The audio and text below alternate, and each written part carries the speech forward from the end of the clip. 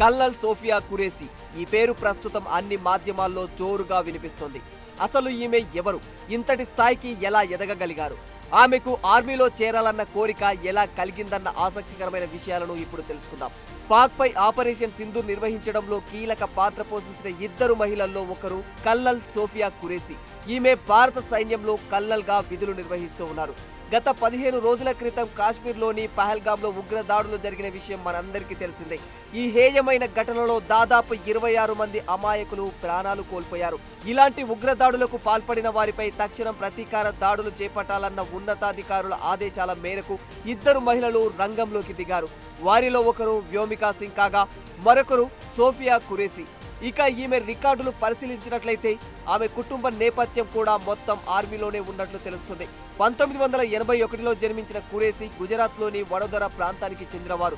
బయోకెమిస్ట్రీలో degree పట్టా చేపట్టిన తర్వాత ఆర్మీలో చేరి అనతి కాలంలోనే అరుదైన రికార్డులను సాధిస్తూ వచ్చింది.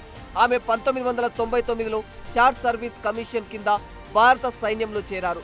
ఆ సమయంలో ఆమె వయస్సు కేవలం 17 సంవత్సరాలు మాత్రమే. ఈమె తాత ఆర్మీలో కొన్నేళ్ల పాటు అత్యున్నత సేవలు అందించారు. ఆమె భర్త మేజర్ తాజుద్దీన్ ఖురేషీ ఆర్మీ పర్సనల్లో పనిచేస్తున్నారు. వీరికి సమీర్ ఖురేషీ అనే కుమారుడు కూడా ఉన్నాడు. సోఫియా ఖురేషీ కుటుంబం మొత్తం ఆర్మీకి సేవలందించడం గమనార్హమని చెప్పుకోవాలి. సోఫియాకు చిన్నప్పటి నుంచి ట్రెక్కింగ్, రీడింగ్, షూటింగ్లపై చాలా ఆసక్తి. దీంతో ఆమె 1999లో చెన్నైలోని ఆఫీసర్స్ ట్రైనింగ్ అకాడమీలో లెఫ్టినెంట్గా ఎంపికయ్యారు.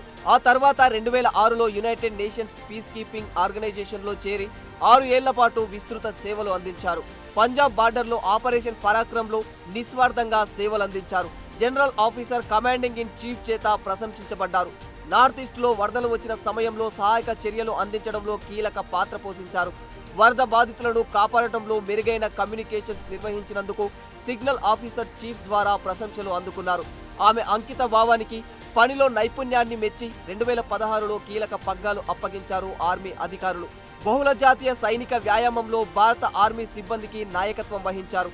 ఇలా నాయకత్వం వహించిన మొదటి మహిళగా చరిత్ర సృష్టించారు. అలా అంచెలంచెలుగా ఎదుగుతూ తాజాగా నిర్వహించిన ఆపరేషన్ సింధూర్కు కీలక పాత్ర పోషించారు. శత్రు సైన్యంపై సమర్థవంతంగా దాడులు నిర్వహించడం, ఉగ్ర స్థావరాలను గుర్తించడంలో మెరుగైన ప్రతిభను కనబరిచారు. మహిళగా ఎన్నో ఒడిదుడుకులను ఎదుర్కొంటూనే ఈ స్థాయిలో ఉండటం చాలా మందికి స్ఫూర్తిని కలిగించిందనే చెప్పాలి. కల్నల్ సోఫియా ఖురేషీ మరిన్ని ఆపరేషన్స్ విజయవంతంగా నిర్వహించి ఆర్మీలో అత్యున్నత స్థాయికి ఎదగాలని కోరుకుందాం.